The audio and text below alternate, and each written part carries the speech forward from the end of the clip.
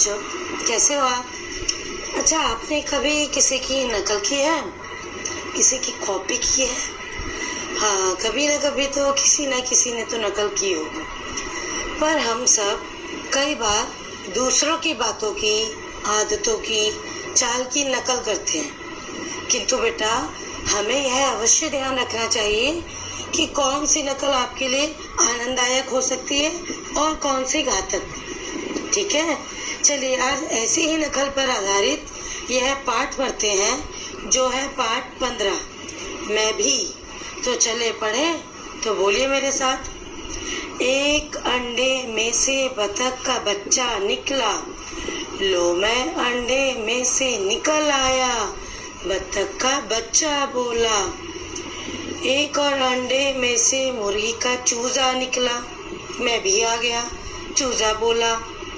मैं घूमने जा रहा हूँ, बतख का बच्चा बोला, मैं भी चलूंगा, चूजा बोला। मैं गड्ढा खोद रहा हूँ, बतख का बच्चा बोला, मैं भी खोदूंगा, चूजा बोला। मुझे एक केचुआ मिला, बतख का बच्चा बोला, मुझे भी, चूजा बोला। मैंने एक तितली पकड़ी, बतख का बच्चा बोला, मैंने भी तितली पकड़ी, चूजा बोला। मैं तैरना चाहता हूँ, बतख का बच्चा बोला, मैं भी, चूजा बोला। देखो मैं तैर रहा हूँ, बतख का बच्चा फिर बोला, मैं भी तैरूंगा, और चूजा भी फिर बोला। बचाओ, चूजा डूबते हुए चिल्लाया, बचाओ। बतख के बच्चे ने चूजे को पानी से बाहर निकाला। तो अच्छी थी ना, मजेदार है कविता। चलिए आइए अब इस कविता का अर्थ जाने। इस कविता में देखिए 2 अंडे थे, एक था बतख का तो दूसरा था मुर्गी का। देखिए ये दोनों जो अंडे होते हैं ना, दिखने में तो थोड़ा थोड़ा एक समान होते हैं, किंतु उनमें से एक जैसे होते हैं, किंतु उनमें से बच्चे निकलते हैं तो उन दोनों में बहुत अंतर होता है। जो इन अंडों में से बच्चे निकलते हैं ना, उन बच्चों में बहुत अंतर होता है, क्योंकि एक होता है मुर्गी का और दूसरा होता है बतख का। बिल्कुल सही।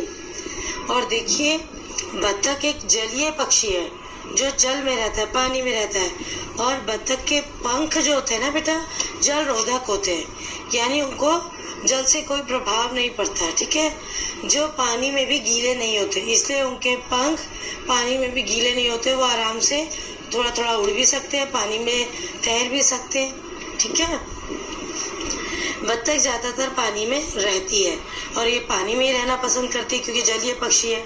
अब देखिए, जबकि वही जो मुर्गी होती है एक पक्षी है, यह ज्यादातर घरों में पाला जाने वाला पक्षी है और ये पानी में बिल्कुल नहीं रह सकता, लेकिन ये थोड़ा थोड़ा ना मोर की तरह उड़ सकता है।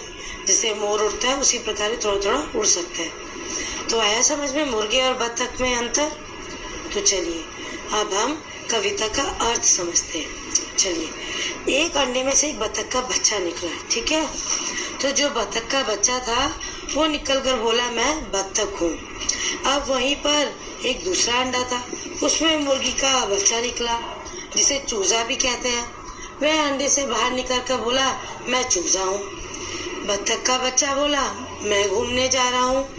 तो उसे देखकर चूजा भी बोला, मैं भी घूमने चलूंगा। फिर बतख के बच्चे ने गड्ढा खोदा, उसे गड्ढा खोदते देख चूजा बोला, मैं भी गड्ढा खोदूंगा।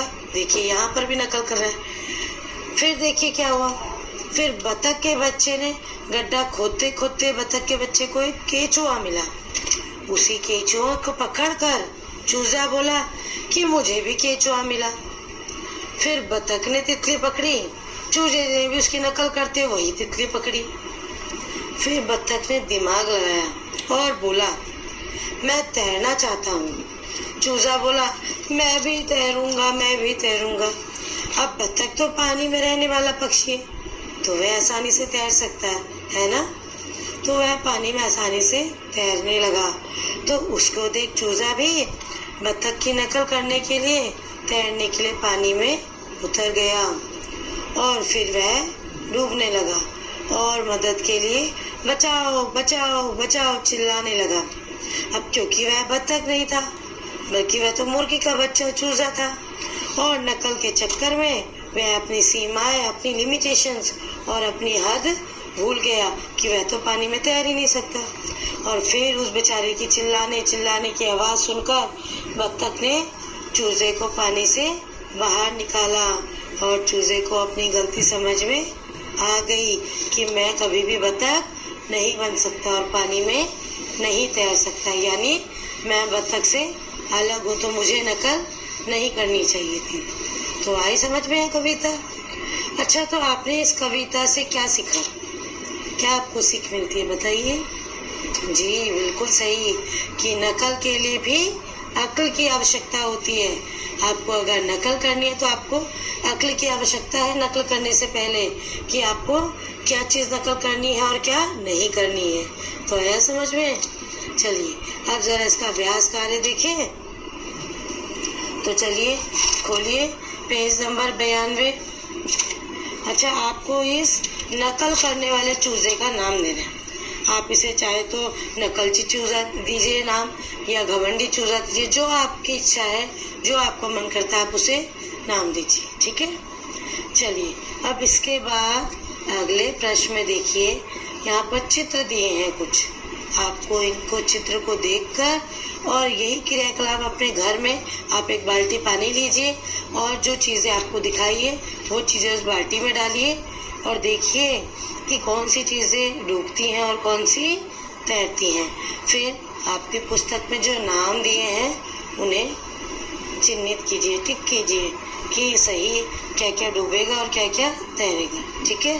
तो एक बाल्टी में पानी डालकर यह प्रयोग ज़रूर कीजिएगा और मुझे बताइएगा कि क्या डूब रहा है और कौन सी चीज़ें तैर रही है। और फिर आपको सूची बनानी है, ठीक है, या उसमें निशान लगा के किताब में बताना है, ठीक है। तो आया मज़ा आपको इस पाठ में। तो देखिए था ना मज़ेदार पाठ, ठीक है। चलिए अब बेटा मिलेंगे हम अगले पाठ के साथ, ठीक है। धन्यवाद।